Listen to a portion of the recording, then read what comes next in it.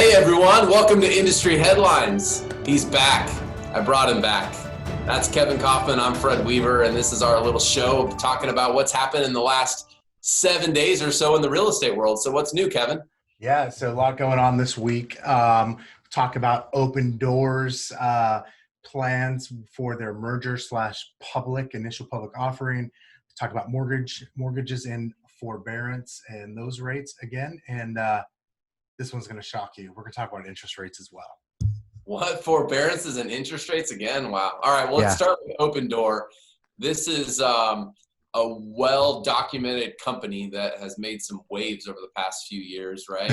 Yeah. Their iBuying model. And in some cases, people might argue they've been given more publicity than maybe deserved for their results. But nonetheless, they're trying to really upend, reshape, if you will, the real estate industry and how the consumer goes about selling their house. So they've got some big news. What have you heard? Yeah, so they're going public, not in the kind of traditional way that companies used to go public, but something more common now. They're doing it through merger. So they're announcing a merger to become a publicly traded company with a currently publicly traded company called Social Capital.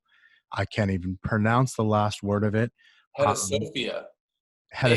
Yeah. AKA, this is a way to basically not have to go through all the filing stuff, right? You go find maybe I don't know what the proper word is, lame duck that's already publicly traded, and then you merge with them? So that used to be one way of doing it, but then there's this other way which is effectively the same thing, which is what happens now is we have a lot of these companies with a lot of money, like the venture capital firms. So they'll go start these companies. Sometimes they're referred to as like blank check companies. So they have all this money. They're set up specifically for a company like an Opendoor, or someone who's ready to go public, who they've got funding, but they're ready to now go public. So they're already set up. There's this entity, and what they do is they merge. Obviously, they have different terms on their agreement, and that allows them to become a publicly traded company a little bit easier than the old-fashioned way. This has become really popular over the last probably 3 to 4 years when it comes to companies going public. Interesting. So here's my thing. I don't mind the move, right? But I said this to you before we started recording. Like, this is my personal opinion. It just doesn't seem like it's coming from a position of strength. Yeah. Opendoor has not had the best run the last couple of months, right? So this almost seems in some regards a move of desperation. I don't think that I would generally just say that, oh my goodness, like Opendoor's acting desperately, right? Like that wouldn't normally just be my statement, because I've respected a lot of what they've done and become friends in some cases with some of the people at that company. But this seems like just a move not from strength. I don't mind saying at all. Yeah, I think that's the thing too. That was my initial hunch too. Is like, I get it. I don't think there was ever any plans to not go public. I'm certain that's always been in their playbook. But what I agree with you on for sure here is that this feels like, hey, they're in a tough spot because of what's happened with the pandemic, and then they were shut down for months. This feels like, hey, we need some money here. To your point, not from a place of strength, but rather from a place of I got to do it versus I want to do it. Yeah. Well, while we're talking about them, Kevin, I don't have their numbers across every market. So perhaps this is a big anomaly. Okay. I say that very wholeheartedly, knowing that it could be an anomaly. But what I do know is that their numbers in Phoenix, Opendoor only purchased 66 homes last month, August 2020. That's down 82% over what they purchased in August of 2019.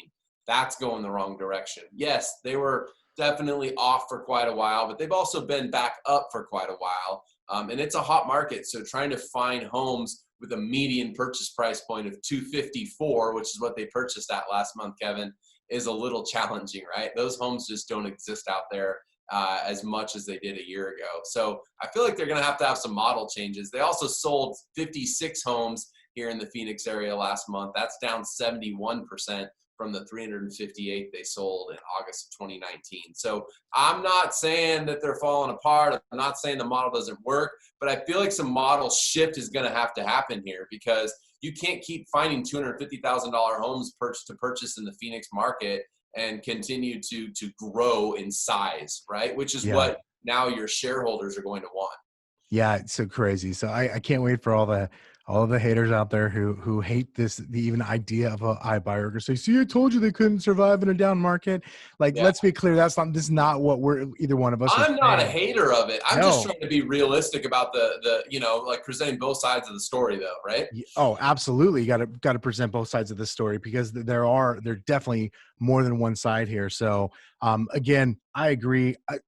Not from a position of strength, but again, I also believe going public has always been in the works for them. Obviously, I don't know that for sure because I'm not an insider there, but that's my belief.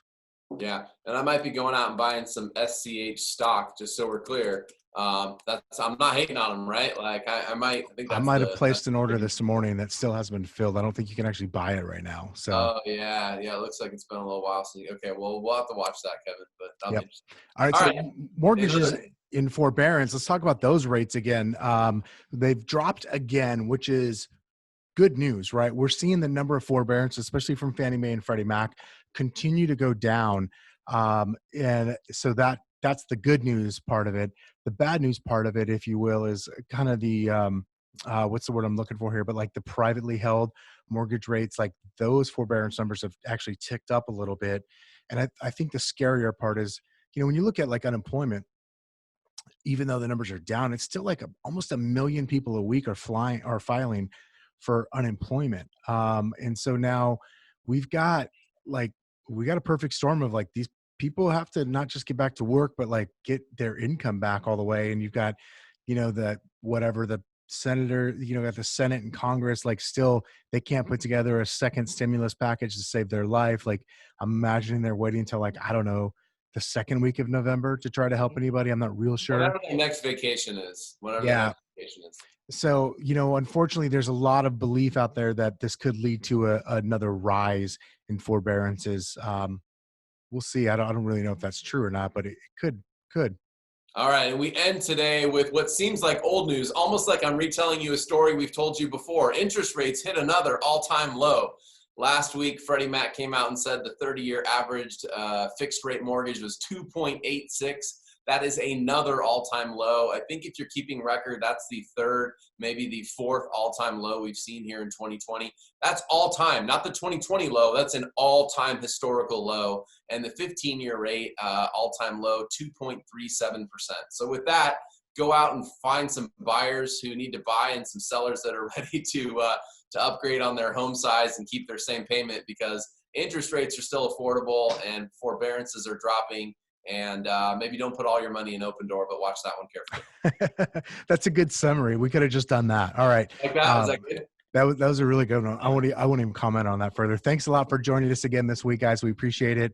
And we'll see you back here next week.